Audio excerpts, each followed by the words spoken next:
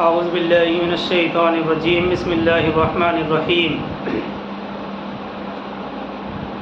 ہمارا پارہ نمبر 8 چل رہا ہے اور سورہ اعراف کی آیت نمبر ہم 71 پر ہیں، اور اس رکوع کی 2 آیتیں رہ گئی تھیں۔ اب چلتے ہیں ان کے ترجمے اور تفسیر کی طرف۔ اللہ تعالیٰ فرماتے ہیں قَالَ قَدْ وَقَعَ عَلَيْكُمْ مِنْ رَبِّكُمْ رِجْسٌ وَغَضَبٌ أَتُجَادِلُونَنِي فِي أَسْمَاءٍ سَمَّيْتُمُوهَا أَنْتُمْ وَآبَاؤُكُمْ، کیا تم مجھ سے جھگڑ رہے ہو ان ناموں کے بارے میں؟ اللہ تعالیٰ فرماتے ہیں کیا تم مجھ سے جھگڑ رہے ہو ان ناموں کے بارے میں جو تم نے اور تمہارے آباء و اجداد نے رکھ لیے ہیں؟ یعنی قال قد وقع علیکم من ربکم رجس وغضب، اللہ تعالیٰ نے فرمایا تم پر تمہارے رب کی طرف سے عذاب اور اس کا غضب واقع ہو ہی چکا ہے۔ قال قد وقع علیکم من ربکم رجس وغضب، تم پر تمہارے رب کی جانب سے عذاب اور اس کا غضب واقع ہو ہی چکا ہے، یعنی تمہاری اس ہٹ دھرمی کی وجہ سے اللہ کا عذاب اور اس کا قہر اور غضب مسلط ہو چکا ہے، جو ابھی تمہیں نظر نہیں آ رہا۔ اتجادلوننی فی اسماء سمیتموها انتم وآباؤکم، کیا تم مجھ سے جھگڑ رہے ہو ان ناموں کے بارے میں جو تم نے اور تمہارے آباء و اجداد نے رکھ لیے تھے، یعنی تم نے مختلف ناموں کے صنم بنا رکھے ہیں اور ان کی عبادت بھی کرتے ہو۔ ان کی حقیقت اس کے سوا کچھ نہیں ہے کہ صرف چند فرض نام ہیں جو تم نے اور تمہارے آباء و اجداد نے رکھ لیے ہیں، بغیر کسی سند کے رکھے ہیں۔ فانتظروا انی معکم من المنتظرین، اللہ نے ان کے لیے کوئی سند نہیں اتاری تو ٹھیک ہے تم بھی انتظار کرو، میں بھی تمہارے ساتھ انتظار کرنے والوں میں سے ہوں۔ چلو دیکھتے ہیں کب تک اللہ تمہیں مہلت دیتا ہے اور کب اس کی طرف سے تم پر عذاب آتا ہے۔ فانتظروا انی معکم من المنتظرین، تو انتظار کرو میں بھی تمہارے ساتھ انتظار کرنے والوں میں سے ہوں۔ چلو دیکھتے ہیں کب تک اللہ تمہیں مہلت دیتا ہے اور کب تک اس کی طرف سے تم پر عذاب نہیں پہنچتا۔ آگے چلتے ہیں آیت نمبر 72 کی طرف۔ اللہ تعالیٰ فرماتے ہیں فَأَنْجَيْنَاهُ وَالَّذِينَ مَعَهُ بِرَحْمَةٍ مِنَّا وَقَطَعْنَا دَابِرَ الَّذِينَ كَذَّبُوا بِآيَاتِنَا، تو ہم نے بچا لیا اس کو اور جو لوگ اس کے ساتھ تھے اپنی رحمت سے، اور ہم نے جڑ کاٹ دی اس قوم کی جنہوں نے ہماری آیات کو جھٹلایا تھا۔ وَمَا كَانُوا مُؤْمِنِينَ، اور نہیں تھے وہ ایمان لانے والے۔ یہ آیت نمبر 72 کا ترجمہ ہے۔ اللہ تعالیٰ فرماتے ہیں فَأَنْجَيْنَاهُ وَالَّذِينَ مَعَهُ بِرَحْمَةٍ مِنَّا وَقَطَعْنَا دَابِرَ الَّذِينَ كَذَّبُوا بِآيَاتِنَا، تو ہم نے بچا لیا اس کو اور جو لوگ اس کے ساتھ تھے اپنی رحمت سے، اور ہم نے جڑ کاٹ دی اس قوم کی جنہوں نے ہماری آیات کو جھٹلایا تھا۔ وَمَا كَانُوا مُؤْمِنِينَ، اور وہ ایمان لانے والے بھی نہیں تھے۔ 7 دن اور 8 راتوں تک ایک تیز آندھی ان پر مسلسل چلتی رہی اور انہیں پٹک پٹک کر گراتی رہی۔ اسی آندھی کی وجہ سے وہ سب لوگ ہلاک ہو گئے۔ یہ بات واضح رہنی چاہیے کہ جب کسی قوم پر اللہ کے عذاب کا فیصلہ ہو چکا ہوتا ہے تو اللہ کے رسول اور اہل ایمان کو وہاں سے ہجرت کا حکم آ جاتا ہے۔ چنانچہ آندھی کے اس عذاب سے پہلے حضرت ہود علیہ السلام اور آپ کے ساتھی وہاں سے ہجرت کر کے چلے گئے تھے۔ یہ اس وقت ہے جب کہ نبی موجود ہو۔ جی ہاں، جو اللہ کا عذاب آیا 7 دن اور 8 راتوں تک ایک تیز آندھی ان پر مسلسل چلتی رہی اور انہیں پٹک پٹک کر گراتی رہی۔ اسی آندھی کی وجہ سے وہ سب کے سب لوگ ہلاک ہو گئے۔ تو یہ بات سمجھ میں آئی کہ جب کسی قوم پر اللہ کے عذاب کا فیصلہ ہو چکا ہوتا ہے تو اللہ کے رسول اور اہل ایمان کو وہاں سے ہجرت کا حکم آ جاتا ہے۔ چنانچہ آندھی کے اس عذاب سے پہلے حضرت ہود علیہ السلام اور آپ کے ساتھی وہاں سے ہجرت کر کے چلے گئے تھے۔ دیکھیے آیت جو 71 ابھی ہمارے سامنے آئی، اس آیت کے یہ الفاظ بڑے اہم ہیں۔ یہ تو آیت 72 کا ترجمہ تھا اور اس سے پہلے ہم نے دونوں آیتوں کا ترجمہ ایک ساتھ کیا۔ تو آیت نمبر 71 کے جو الفاظ ہیں وہ بڑے اہم ہیں۔ أَتُجَادِلُونَنِي فِي أَسْمَاءٍ سَمَّيْتُمُوهَا أَنْتُمْ وَآبَاؤُكُمْ مَا نَزَّلَ اللَّهُ بِهَا مِنْ سُلْطَانٍ، کیا تم مجھ سے ان ناموں کے بارے میں جھگڑ رہے ہو جو تم نے اور تمہارے آباء و اجداد نے رکھ لیے ہیں؟ یعنی تم کسی کو بارش کا رب کہتے ہو، کسی کو ہوا کا رب کہتے ہو، کسی کو دولت کا اور کسی کو بیماری کا رب کہتے ہو، حالانکہ ان میں سے کوئی بھی حقیقت کے اعتبار سے کسی کا رب ہے ہی نہیں۔ اس بات کی مثالیں آج کے موجودہ زمانے میں بھی ہم کو نظر آتی ہیں۔ کسی انسان کو مشکل کشا کہتے ہیں، حالانکہ مشکل کشائی کی کوئی طاقت اس کے پاس ہے ہی نہیں۔ کسی کو گنج بخش کے نام سے پکارتے ہیں، حالانکہ ان کے پاس کوئی خزانہ ہی نہیں کہ کسی کو بخش سکے۔ کسی کو داتا کے الفاظ بولتے ہیں، حالانکہ وہ کسی چیز کا، کسی شے کا مالک ہی نہیں ہے کہ وہ داتا بن سکے۔ کسی کو غریب نواز کے نام سے موسوم کیا جاتا ہے، حالانکہ وہ اس اقتدار میں کوئی حصہ نہیں رکھتا جس کی بنا پر کسی غریب کو نواز سکے۔ در حقیقت یہ سب نام صرف نام ہی ہیں جن کے پیچھے کوئی حقیقت نہیں ہے۔ جو ان کے لیے جھگڑتا ہے وہ دراصل صرف چند ناموں کے لیے جھگڑتا ہے، نہ کہ کسی حقیقت کے لیے۔ اس آیت کے یہ الفاظ آج کی حقیقت کو بھی ہمارے سامنے اجاگر کرتے ہیں، واضح کرتے ہیں۔ اور آخری آیت نمبر 72 میں یہ بات ارشاد ہوئی کہ ہود علیہ السلام کی ساری کوشش اور قوم عاد کی سرکشی کا آخر یہ انجام ہوا کہ ہم نے ہود علیہ السلام کو اور ان لوگوں کو جو ان پر ایمان لائے تھے عذاب سے محفوظ رکھا، اور جھٹلانے والوں کی، جو لوگ جھٹلانے والے تھے، ان کی جڑ کاٹ دی گئی اور وہ ایمان لانے والے نہیں تھے۔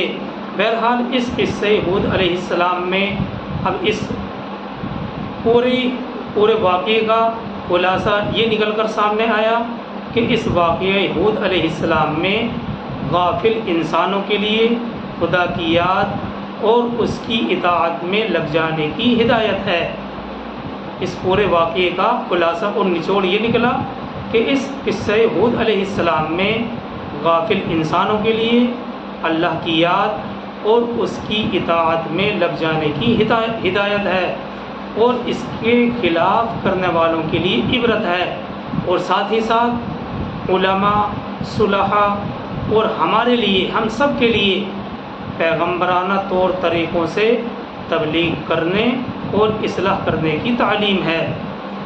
تو اس میں سارے پہلو آ جاتے ہیں۔ غافل انسانوں کے لیے خدا کی یاد اور اس کی اطاعت میں لگ جانے کی ہدایت ہے، اور اس کے خلاف کرنے والوں کے لیے ایک عبرت کا سامان بھی ہے، اور علماء، صلحاء اور ہم سب کے لیے پیغمبرانہ طور طریقوں سے تبلیغ کرنے اور اصلاح کی تعلیم بھی ہے۔ اور اب اگلی آیت سے اس پارے کا، یعنی پارہ نمبر 8 کا 15واں رکوع شروع ہو رہا ہے، اور آیت نمبر 73 ہے، سورہ اعراف کی آیت نمبر 73 ہے۔ اللہ تعالیٰ فرماتے ہیں وَإِلَىٰ ثَمُودَ أَخَاهُمْ صَالِحًا وَإِلَىٰ ثَمُودَ أَخَاهُمْ صَالِحًا، اور قوم سمود کی طرف بھیجا ہم نے ان کے بھائی صالح علیہ السلام کو۔ وَإِلَىٰ ثَمُودَ أَخَاهُمْ صَالِحًا، قوم سمود کی طرف اور قوم سمود کی طرف بھیجا ہم نے ان کے بھائی صالح علیہ السلام کو۔ دیکھیے حضرت ہود اور ان کے اہل ایمان جو ساتھی تھے جزیرہ نما عرب کے جنوبی علاقے سے ہجرت کر کے شمال مغربی کونے میں جا کر آباد ہوئے تھے۔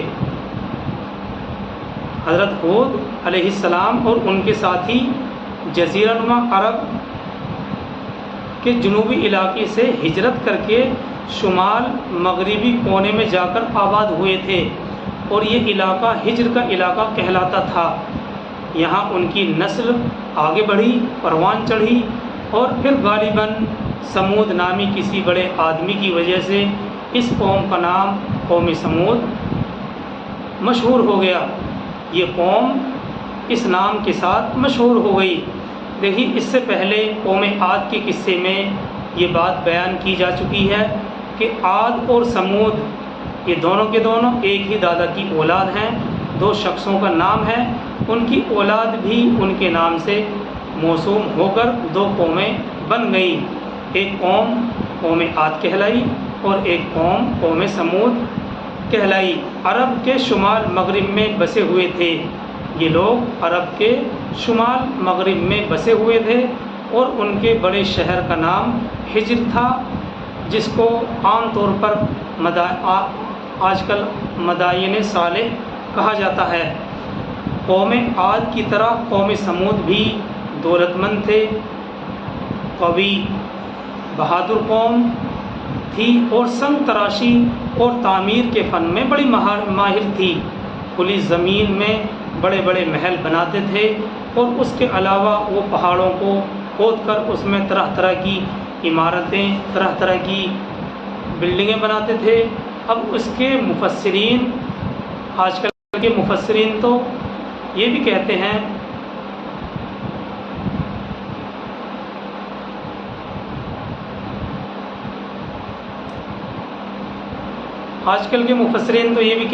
کہ ان کی یادگاریں اب تک بھی باقی ہیں۔ ان پر ارمی اور سمودی زبان میں نقش و نگاری کی گئی ہے۔ دنیا کی دولت اور ثروت کا عام طور پر یہی نتیجہ نکلتا ہے کہ ایسے لوگ خدا اور آخرت کو بھول جاتے ہیں اور غلط راستوں پر پڑ جاتے ہیں۔ قوم سمود کا بھی یہی حال ہوا۔ دیکھیے حالانکہ اس سے پہلے قوم نوح کے عذاب کے واقعات کا تذکرہ ابھی تک دنیا کے اندر موجود تھا، اور پھر ان کے بھائی قوم عاد کی ہلاکت کے واقعات تو ابھی تازہ ہی تھے، مگر دولت اور طاقت کے نشے کی خاصیت یہی ہوتی ہے کہ ابھی ایک شخص کی بنیاد منہدم ہوتی ہے، دوسرا اس کی خاک کے ڈھیر پر اپنی عمارت کھڑی کر لیتا ہے، اور پہلے واقعات کو عام طور پر بھلا دیا جاتا ہے۔ قوم عاد کی ہلاکت کے بعد قوم سمود گویا کہ ان کے مکانات اور زمینوں کی وارث بنی تھی، اور ٹھیک وہی اعمال اور افعال انہوں نے شروع کر دیے تھے جو کبھی قوم عاد نے کیے تھے، کہ خدا اور آخرت سے غافل ہو کر شرک اور بت پرستی میں لگ گئے تھے۔ اللہ سبحانہ و تعالیٰ نے اپنی عادت مستمرہ کے مطابق ان کی ہدایت کے لیے، ان کو راہ راست پر لانے کے لیے حضرت صالح علیہ السلام کو بھیجا، رسول بنا کر بھیجا تھا۔ صالح علیہ السلام نسب اور وطن کے اعتبار سے قوم سمود ہی کے ایک فرد تھے، کیونکہ یہ بھی سام ہی کی اولاد میں سے تھے، اسی لیے اس آیت کے اندر قوم سمود کا بھائی ان کو کہا گیا ہے، اسی لیے اس آیت میں ان کو قوم سمود کا بھائی کہا گیا ہے۔ تو اللہ سبحانہ و تعالیٰ کی یہ عادت مستمرہ ہے کہ جب کبھی، کیونکہ اب تو اللہ کے نبی آ چکے ہیں، آخری نبی آ چکے ہیں، کوئی ان کے بعد نبی نہیں ہے، لیکن ان سے پہلے جب قوم کے اندر بگاڑ آیا تو اللہ سبحانہ و تعالیٰ نے اپنی عادت کے مطابق ان کی ہدایت کے لیے نبیوں کو بھیجا۔ اسی طرح سے اس قوم کی ہدایت کے لیے اللہ سبحانہ و تعالیٰ نے حضرت صالح علیہ السلام کو بھیجا رسول بنا کر۔ صالح علیہ السلام نسب اور وطن کے اعتبار سے قوم سمود ہی کے ایک فرد تھے، کیونکہ یہ بھی سام ہی کی اولاد میں سے تھے۔ قوم عاد کو اب پھر دیکھیے، اسی لیے اس آیت میں ان کو قوم سمود کا بھائی کہا گیا ہے۔ حضرت صالح علیہ السلام نے اپنی قوم کو آ کر جو دعوت دی وہ کوئی نئی دعوت نہیں تھی، وہ وہی دعوت تھی جو حضرت آدم علیہ السلام سے لے کر انبیاء علیہ السلام اس وقت تک دیتے چلے آئے تھے۔ سورہ نحل آیت نمبر 36 میں بھی یہ بات بیان کی گئی ہے۔ سورہ نحل آیت نمبر 36 اللہ تعالیٰ فرماتے ہیں وَلَقَدْ بَعَثْنَا فِي كُلِّ أُمَّةٍ رَسُولًا أَنِ اعْبُدُوا اللَّهَ وَاجْتَنِبُوا الطَّاغُوتَ، یعنی ہم نے ہر امت میں ایک رسول بھیجا تاکہ وہ لوگوں کو یہ ہدایت کرے کہ اللہ کی عبادت کرو اور اصنام پرستی سے بچے رہو۔ عام پچھلے تمام نبیوں کی طرح حضرت صالح علیہ السلام نے بھی قوم سے یہی فرمایا اور یہی دعوت دی کہ اللہ کو اپنا رب، خالق اور مالک سمجھو، اس کے سوا کوئی معبود بنانے کے لائق نہیں ہے۔ اس آیت 73 کے جو اگلے الفاظ ہیں وہ یہی ہیں۔ اللہ تعالیٰ فرماتے ہیں اس سورہ اعراف کی آیت نمبر 73 کے جو اگلے الفاظ ہیں وہ بھی یہی ہیں۔ اللہ تعالیٰ فرماتے ہیں قال یا قوم اعبدوا اللہ ما لکم من الہ غیرہ قد جاءتکم بینۃ من ربکم، اس نے کہا یعنی صالح علیہ السلام نے کہا اے میری قوم عبادت کرو اللہ کی جس کے سوا تمہارا کوئی معبود نہیں۔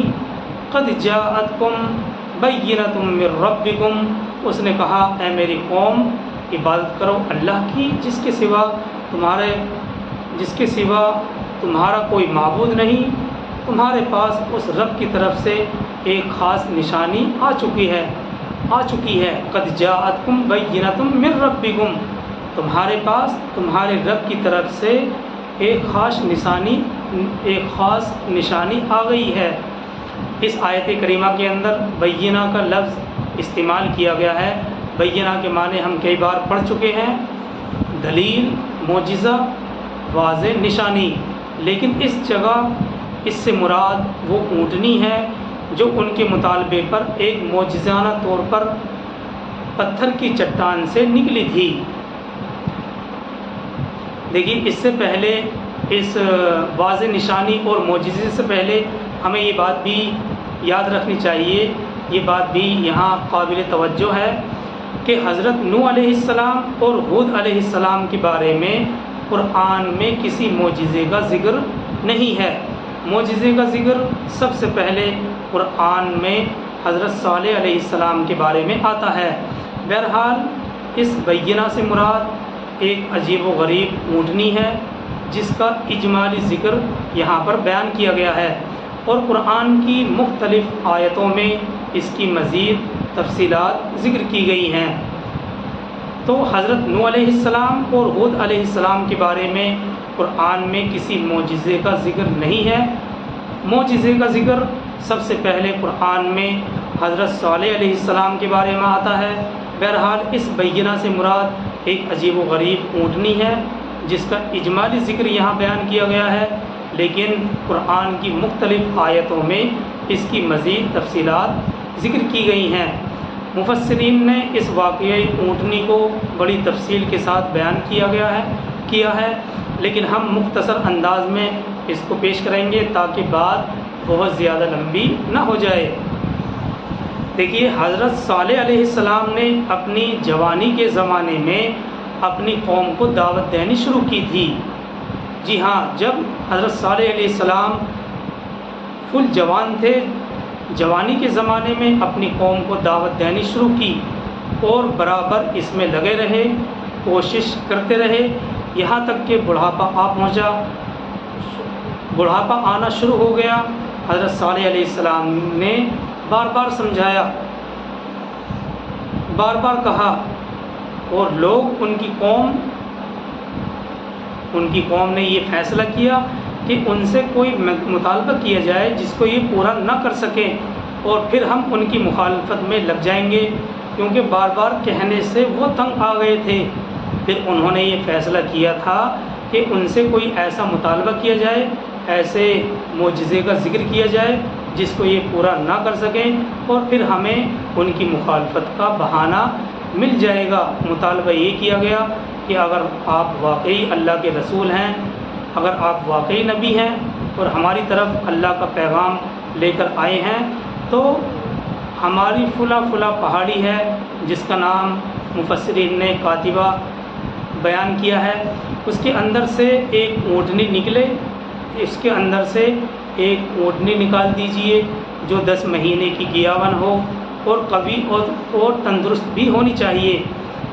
حضرت صالح علیہ السلام نے پہلے ان سے یہ عہد کیا کہ اگر میں تمہارا مطالبہ پورا کر دوں تو کیا تم سب کے سب مجھ پر ایمان لے آؤ گے؟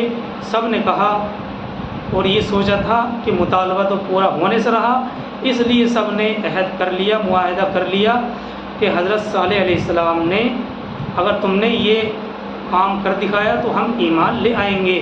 حضرت صالح علیہ السلام نے اللہ سے دعا کی، اور دعا کرتے ہی پہاڑی کے اندر سے ایک حرکت پیدا ہوئی، اور اس کی ایک بڑی نشانی، ایک پتھر کی چٹان سے ایک اونٹنی اسی طرح نکل آئی جس طرح سے انہوں نے مطالبہ کیا تھا۔ حضرت صالح علیہ السلام کا یہ کھلا ہوا معجزہ دیکھ کر کچھ لوگ تو ان میں سے ایمان لے آئے تھے، یعنی انہوں نے اسلام قبول کر لیا تھا، اور باقی لوگوں نے بھی یہ ارادہ کر لیا تھا کہ ہم ایمان لے آئیں گے، مگر قوم کے چند سردار جو اصنام پرستی کے، صنم پرستی کے امام بنے ہوئے تھے، انہوں نے بہکا کر ان کو اسلام قبول کرنے سے روک دیا۔ حضرت صالح علیہ السلام نے جب دیکھا کہ قوم نے عہد کو توڑ دیا ہے تو حضرت صالح علیہ السلام کو یہ خطرہ لاحق ہوا کہ کہیں ان پر اللہ کا عذاب نہ آ جائے، تو انہوں نے پیغمبرانہ شفقت کی بنا پر، رحم کی بنا پر، مہربانی کی بنا پر قوم کو یہ نصیحت کی کہ اس اونٹنی کی حفاظت کرو، اس کو کوئی تکلیف نہ پہنچاؤ، تو شاید تم عذاب سے محفوظ رہو گے، ورنہ فوراً تم پر اللہ کا عذاب آ جائے گا۔ آیت کے اگلے الفاظ میں یہی مضمون بیان کیا گیا ہے، ہذہ ناقۃ اللہ لکم آیۃ فذروها تأکل فی ارض اللہ ولا تمسوها بسوء فیأخذکم بعذاب علیم۔ یہ اللہ کی اونٹنی ہے، تمہارے لیے ایک نشانی ہے۔ یہ اونٹنی تمہارے مطالبے پر، تمہاری نگاہوں کے سامنے ایک چٹان سے برآمد ہوئی ہے، اس لیے اس کو اس کے حال پر چھوڑ دو، یہ اللہ کی زمین میں جہاں سے چاہے چلتی پھرے، اب اسے کوئی نقصان پہنچانے کی کوشش نہ کرنا، ورنہ تم پر اللہ کا عذاب آ جائے گا، اللہ کا عذاب تمہیں آ پکڑے گا۔ اگلی آیتوں میں بھی آیت نمبر 79 تک یہ واقعہ چلے گا۔ اللہ تعالی ہم سب کو عمل کی توفیق عطا فرمائے۔ سبحان اللہ بحمدہ، سبحان اللہ وبحمدہ، نشہد ان لا الہ الا انت ونستغفرک ونتوب الیک۔ سبحان ربک رب العزۃ عما یصفون وسلام علی المرسلین والحمد للہ رب العالمین۔